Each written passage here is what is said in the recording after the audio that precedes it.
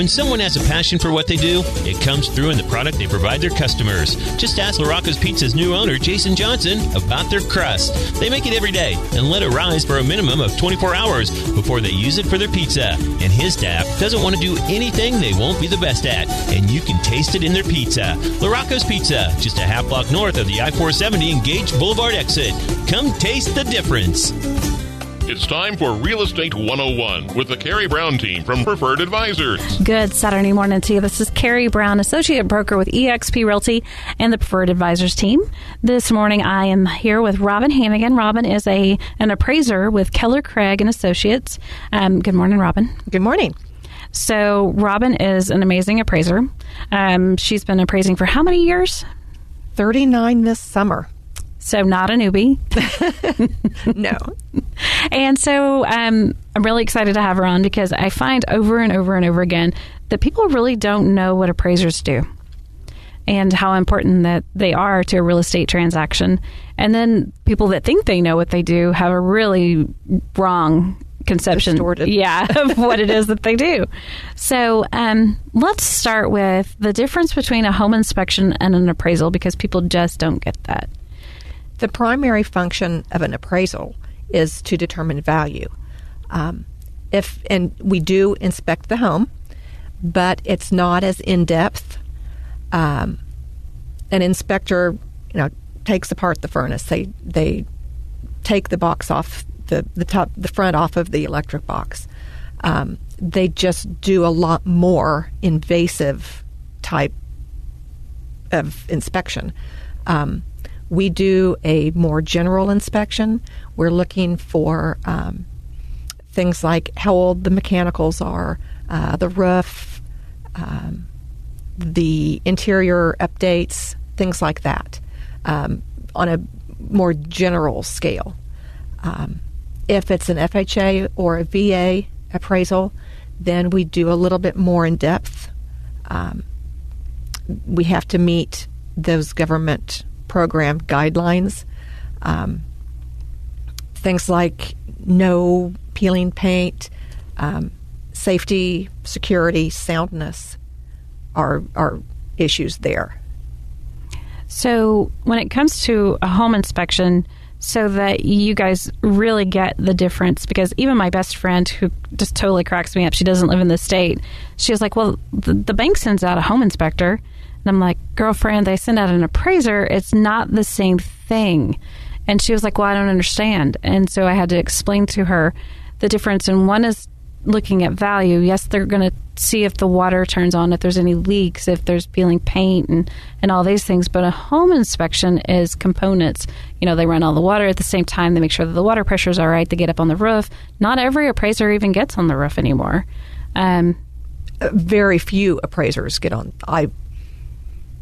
I don't know any appraisers that physically get up on the roof. And so it's not a requirement. We need to view it. So if you can't tell from on the ground that there's blown off shingles or hail damage or any of those types of things, that's the big difference between a home inspection. A home inspector is supposed to get up there. They're supposed to look for hail damage, wear and tear, what's the expectancy of how long that roof's going to last. Those aren't the same. They're not apples to apples. That's not a requirement. FHA and VA, yes, it is. And we are required to view the roof. If we can't, then we have to call for a roof inspection. Or if the owner can verify how old the roof is, we can make a statement that says the owner showed us the receipt from when the roof was replaced 2 years ago. We can do things like look at the bottom of the downspouts and see if there's roof granules. If there's a whole boatload of those, then there's probably the roof is starting to show a lot of wear. But shimmying up on the roof isn't part of it. Is not part of our deal. Yeah. And taking apart the furnace and the AC and testing to see if they cool properly or heat properly or, any of that. That's not a part of it either. Except FHA and VA. We have to make sure that they're functional. But we don't take apart anything. We don't make sure they're cooling properly, or do you have to measure it with the? We just generally make sure that when we turn on the air conditioner, that cold air is coming out, and when we turn on the furnace, that hot air is coming out. But we don't make sure that it cools to a certain temperature or heats to a certain temperature. Right. So that's the difference, so that you kind of get a really good grasp of it. They have their own specific job in that transaction, and your job, correct me if I'm wrong, is to make sure that the value exactly is right, and that the buyer is not overpaying for a property, and that the bank is secure in what they're investing into that buyer's home. Exactly. For an appraiser, if you see red flags on a foundation, you do note it. We do. And again, FHA and VA, they are a more detailed inspection. We have to look in the crawl space. If there's dampness in the crawl space, or if it's wet, that's an issue that we have to identify. Same with in the attic. When we look in the attic, if there's water obviously dripping in or signs of a fire, we have to report that. That's the difference. A home inspection is done during a transaction. You get the opportunity to pick what home inspector you want to do, what inspections you want to do, whereas an appraiser is hired by the financial institution to Correct. take care of the buyer, to make sure that they're not overpaying for the property. Take care of the lender. Well, yeah, you're right. They're covering their own yes. assets. Yes, they are. They are. And that in turn benefits the buyer because they're not overpaying, because the lender's not going to take a risk higher than which the value of the property is. Correct. And that's something interesting too. Most borrowers think that they're the client on an appraisal. And if it's for a financial institution, that lender is the client. And technically, we are not allowed to talk to the borrower because they are not our client. So, which in turn is the same when it comes to the seller. Correct. So, and there have been instances, and in particular, we just had one to where a seller really wanted to get a certain price, and we knew that there were a lot of for sale by owners in the area. That it was just it was an area that happened a lot, and it's not as easily accessible for us as it is for an appraiser. So, of course, we call Robin and say, "Okay, Robin, we think that this would be a really good one because we can't get it in our numbers to this value." And obviously, we want to get the seller as much as we can. So would you do the appraisal? And what we found was our numbers were comparable. We weren't able to get the seller what they were hoping to get. And that, it is what it is. But it's best to know that before you get into a transaction. You've boxed everything up. You're usually a week to 2 weeks from closing when the appraiser comes in. Yeah. And you're ready to move, or what if you've already moved and there's a big difference between what your value of your house is worth and what a buyer was willing to pay. True. So in that particular instance, Robin really saved their bacon because, they could have gone through that whole transaction. There were buyers that were really excited about the house that were interested in it. But even at the end of the day, if it didn't appraise, the numbers aren't there. It's that lender is the one determining whether or not they're willing to loan that amount. Correct. And then usually they have to go back and negotiate a lower price or negotiate seller concessions or repairs or something to get down to where the lender will. Right. And what if you can't get there? And that's tough. Yeah. It's tough for everyone. And when we see, things like that where we can't determine a value, we are really, we love to be able to have an appraiser that we know will go out and really look at it and give a fair evaluation. Because, whenever it comes time for the loan, that doesn't mean that Robin would have been the one that they called. So, would that appraisal have stuck if that was the price that they wanted? Or, so anything could have happened in that scenario. But you don't want somebody packed up, ready to move, only to find out that they're not going to appraise. Yeah. Yeah. So when it comes to appraisals, I think that it's really important to understand you guys have to stay in a certain perimeter. So will you explain that? When we come out to do an appraisal, what we are reflecting is what a buyer and a seller will do in that market. So we look at the style of home and that sort of thing. But I usually start with the school district in the neighborhood. If it's out suburban, I'll start with Shawnee Heights, or I'll start with Seaman, or I'll start with Washburn Rural. I looked at one this morning that was in Hidden Valley subdivision. In that case, that's really its own neighborhood. So I only looked at homes in Hidden Valley because there's enough market activity there that it's its own deal. But we try to look at what a typical buyer would look like, or would look at. Usually they say, I want to be in such and such school district, or I want my kids to go to the same school that they're in now, the same elementary school, or whatever it is. So that's one of the first things that we do. We'll try to find homes that are the same age, that are the same style, that have the same bedroom count, that either do have a basement or don't have a basement, so that we are comparing the same types of properties. So you couldn't compare, say, a 2-story to a ranch? Generally, no, we would not. If it's a ranch style, I will always stay with a ranch style home. If it's a multi-level home, I will stay with a multi-level home. We get into some situations where lenders have parameters that they require you to stick to. It's called bracketing. And I looked at a house this morning that had a pool.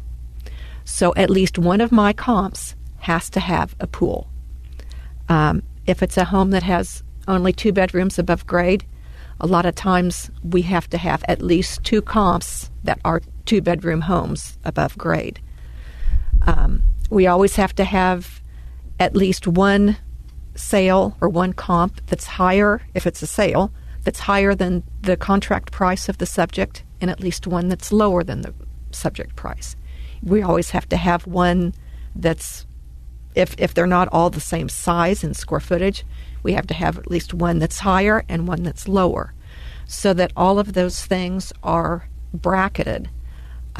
That allows us to zero in on a value.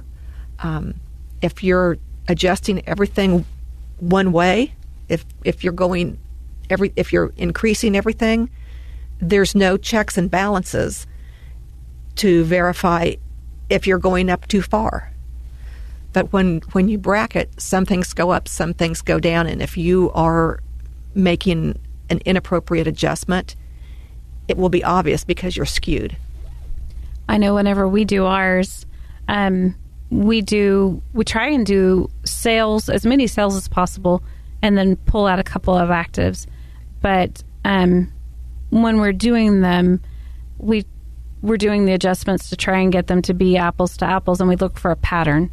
If you see several that fall in, let's just say, $150,000 price range, and then you have this outlier that for some reason, because it was higher, or the square footage to add back in or whatever, throws you in the 200 range, but for your comps, say 150, that's going to be what it is. I mean, if we have an outlier, we'll call the realtor and say, what's up with this house? It seems like it sold really high, or it seems like it sold really low.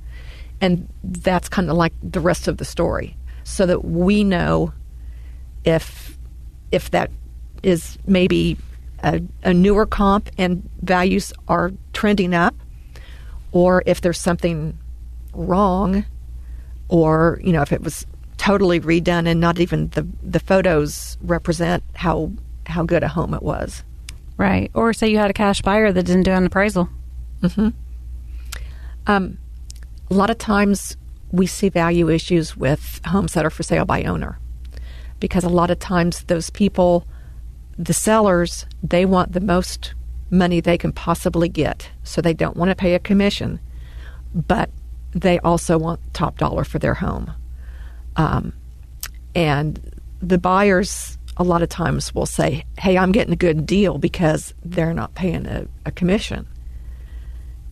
And it seems like those are, more than anything, those are the homes that we find are overpaid. That don't appraise out.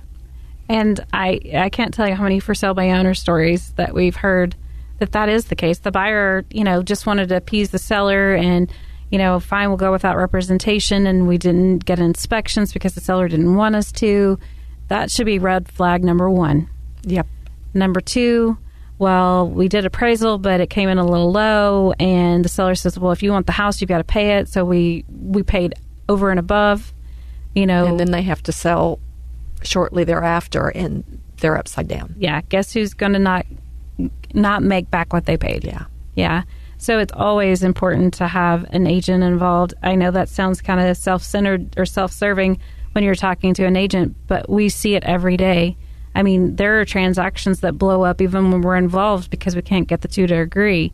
I can't imagine going it on your own. Basically, you're just saying, fine, here's my checkbook. You just write yourself a check, and I'll try and make sure I cover it. It's almost kind of like what you're doing. And that's not fair to you as the consumer. I think it's just frustrating because neither party is represented appropriately when something goes wrong. And there's no liaison. This is when the appraisal comes in, because a lot of times it is an appraisal issue.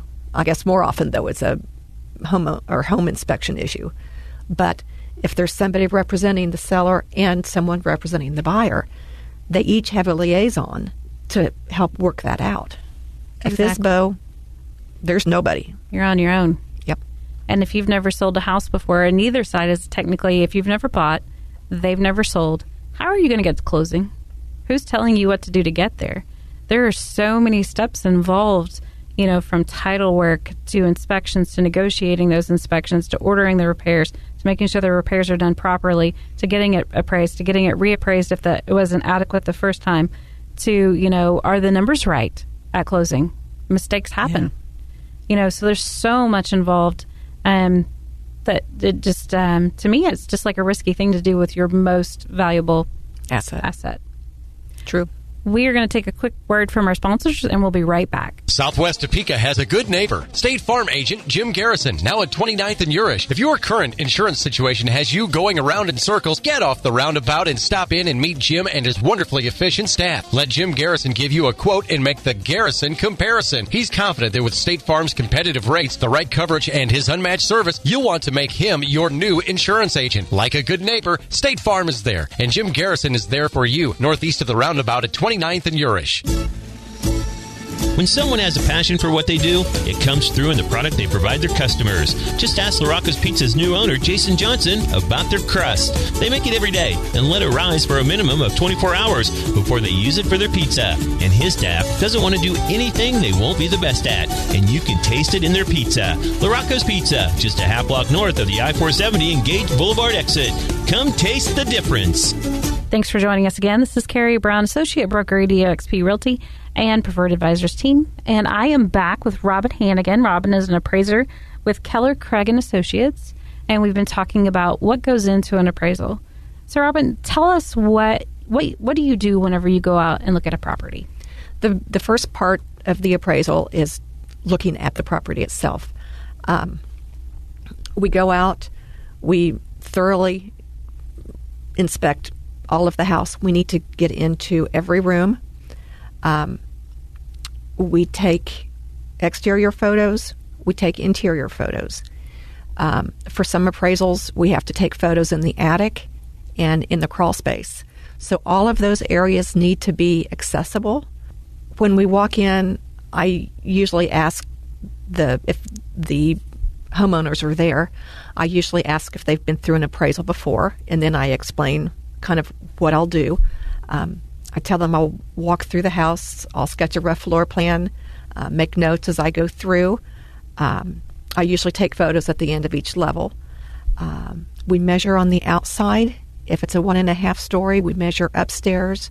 If there's basement finish, we measure downstairs. For FHA and VA appraisals, we'll turn things on, make sure that things work, make sure there's hot water, all of the basic things like that. We then do the outside. That way, if it's a day like today and it's muddy, we track our car up, not their home. But we look at outbuildings, measure all of the outside extras, I guess you would say. And then we always use outside measurements or exterior measurements for the house itself. That way, all of the measurements across the board are done the same way when we're comparing other properties. What are red flags you look for? Foundation issues, roof issues. If it's FHA or VA, any peeling paint is an issue. No matter how old the house is, on the outside, there can't be any peeling paint or exposed siding. On the inside, if the house is built before 1978, there can't be any loose or peeling paint because of the lead-based paint issue. Those usually are the biggest red flags. So I know we've talked about this on a show in the past. Let's talk about working, not working. When does it affect things? For conventional loans, for the appraisals for conventional loans, generally those things don't matter. It's just the value, unless there's a serious issue like foundation or roof that's leaking, that sort of thing. FHA especially is very specific. Dishwasher, it has to run. If the stove is in the house, all 4 burners have to work. The oven has to heat. If there's a garage door opener, it has to work, and it has to have the safety reverse mechanism. I looked at a house this morning, and I went into the garage. There were 2 overhead garage doors, and the first thing I looked at was down to make sure that they had the safety reverse. Well, one of them didn't. So I look up there. The realtor did a good job because they had taken the opener out completely, so they didn't have to repair it. They knew that would be an issue, so that's okay. The other door did still have the automatic opener, but it had the safety reverse on it. So, dishwasher, work, not work. What's the protocol for that with FHA and VA? We'll make sure that the dishwasher comes on and that it runs its cycle. That's as good as we get. We can't determine if it washes the dishes really well, but we do verify that it does appear to work. And so say it doesn't work. If it's absent altogether, so say they take it out, it's not required to put it back in. Is that correct? That is generally correct. But the plumbing has to be adequately dealt with if you're going to take it out. So just because it doesn't work, you either need to repair it or take it out, but then you have to make sure that you take care of the plumbing. Yes. And that's not to say that that's not going to end up being a red flag to a buyer anyway, because they may come back and say, we want a dishwasher. And now all of a sudden you're negotiating them and no more expensive than what they are. You're better off just replacing it and moving down the road. Right. But you don't want to wait till appraisal comes around. No, because then you also have to pay the appraiser to come back out, take photos, write up a report that says it has been corrected. Right. And that's never fun. I mean, and it happens. You know, there are instances where there are things that, they went through a home inspection okay, but they get flagged on a home appraisal. And now all of a sudden we're addressing it, and it's all valid. It's just it got missed either on a home inspection or it didn't end up being something that was worrisome to the buyer at the time. Mm-hmm. But it is a worry to that lender. I think peeling paint is the worst one. Yeah. Because FHA and VA, because of the lead-based issue, they're sticklers on that. Because kids can conceivably pick up some of that loose paint. Mm-hmm. Home inspection, it's not as big an issue, really. Right. We've had, in the past, we had a kid. I didn't sell them the house, but whenever they went to purchase again, that was they did work with us, and that was one of their stipulations, that the house could not have been built before 1978, because they had a child that had gotten extremely high levels of lead-based paint poisoning from peeling paint in a house that was built in 1808. Wow. And so that shows why it's important. Yeah. And so they knew, and there were specific guidelines on the year of the house that they would buy. And so that's what we had to look for, because they didn't want to go through that, obviously, ever again. That would be terrible. Very dangerous. So there are reasons and there are roles in every transaction. It's funny, the stories that you hear, especially in real estate, because I think people have a really skewed idea of what all of us do in any transaction, or they just flat don't know. Yeah. There's never really a happy medium, it doesn't seem like, unless they do a lot of sales or do a lot of home purchasing, and usually those are investors. Because there is, again, my best friend, I've been selling houses for 16-ish, going on 17 years. And wow. I know that I've talked about appraisals and home inspections. My husband says I negotiate in my sleep, so I know we've talked about it before. And she thought that they were the same thing. So, it's just not. One is there to dive in and really delve in. One is there to establish value. And then look at those red flags or those things that the appraiser, or that the institutions, the ones backing it, say that they need to look at. And an appraiser is really, as far as a home purchaser is concerned, is an amazing thing in a transaction, because that protects you from overbuying or from overextending on a house that you can't resell for that value. Correct. If you're a seller, I know we've talked about this on the show in the past, you can leave out comps on the countertop. If you, like, say, for instance, you know that the neighbor sold for sale by owner and they got such and such price, and you know that, maybe the carpet wasn't in as good a shape, and you can leave all that out, correct? We love that. If realtors know of comps, if the sellers know of comps, leave those out. And if they want to jot down notes on each one, things that are especially helpful to the appraisers are things that may not show up in the multi-list at the listing. If there's a home that's had misbehaving cats and smells like cat pee, nobody's going to advertise that. No. And if there's settlement or other issues like that, those aren't advertised generally. Yes, they're in the disclosure, but if an appraiser happens to end up with comps that appear to be good comps, well, going back, two of them had houses that had been severely damaged by cat pee, and one of them had settlement issues. If by some roll of the dice, those are the three apparently best comps, there's a chance that house will be undervalued, because the photos all look great. The interior photos, because the appraisers look at those interior photos of the comps. And we can't do scratch and sniff. No scratch and sniffs.